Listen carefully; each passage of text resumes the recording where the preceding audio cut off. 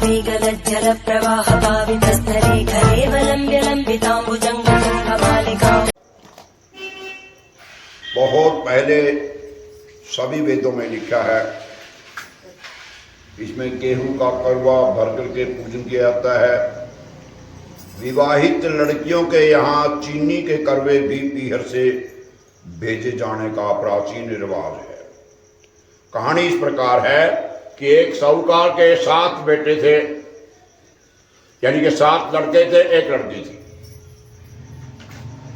सेठानी के साथ उसकी बहुओं और बेटी ने करवा चौथ का व्रत रखा। रात को साहूकार के लड़के भोजन करने लगे।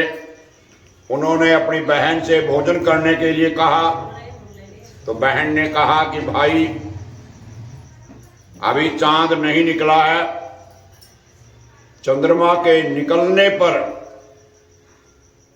चंद्रमा को अर्घ दे करके, चंद्रमा के दर्शन करके भोजन करूंगी। बहन की बात सुनकर के भाइयों ने क्या काम किया,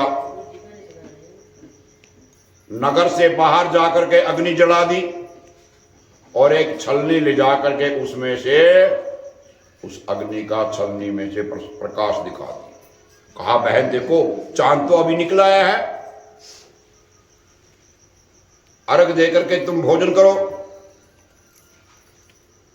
उसने अपनी भाभियों से भी कहा कि आओ तुम भी भोजन करो, चंद्रमा को अर्घ दे दो। परंतु वे इस रहस्य को, इस कांड को जानती थी। उन्होंने कहा भाई जी अभी चांद नहीं निकला, आज चांद जो है 8:20 पर निकलेगा। ये बता दिया, हाथ में बता दिया। 8:19 का टाइम बठिंडा का लिखा हुआ है।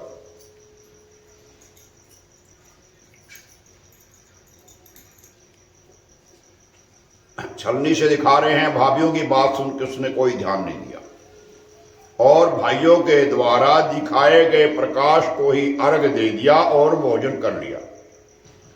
इस प्रकार व्रत भंग करने से भगवान गणेश जी उन पर अप्रसन्न हो गए। इसके बाद उसका पति सख्त बीमार हो गया और जो कुछ भी घर में था वो सब उसकी बीमारी में लग गया। जब उसने अपने किए हुए दोषों का पता लगा तो उसने बड़ा पश्चाताप किया। भगवान गणेश जी की प्रार्थना करते हुए विधि विधान से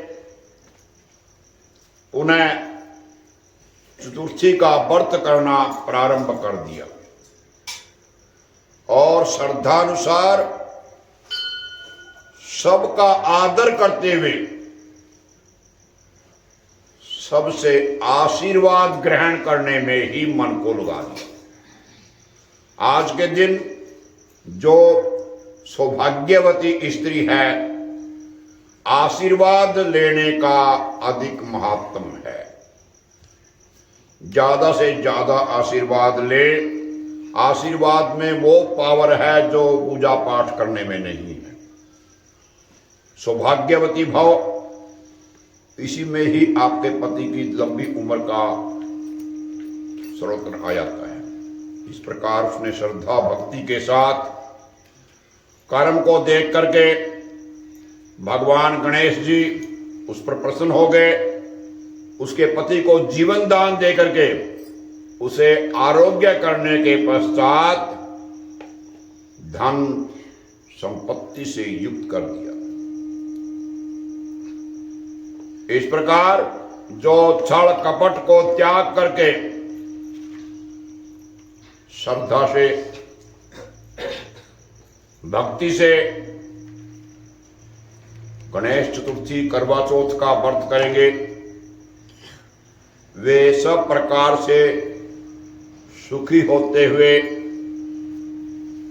सब प्रकार के क्लेशों से मुक्त हो जाएंगे। बोल विष्णु भगवान की जय, बोल गणेश जी भगवान की जय। दिखता नहीं है आवाज किस तरह की है, ये मेरे बैठा पागला आवाज भी आप ही करना।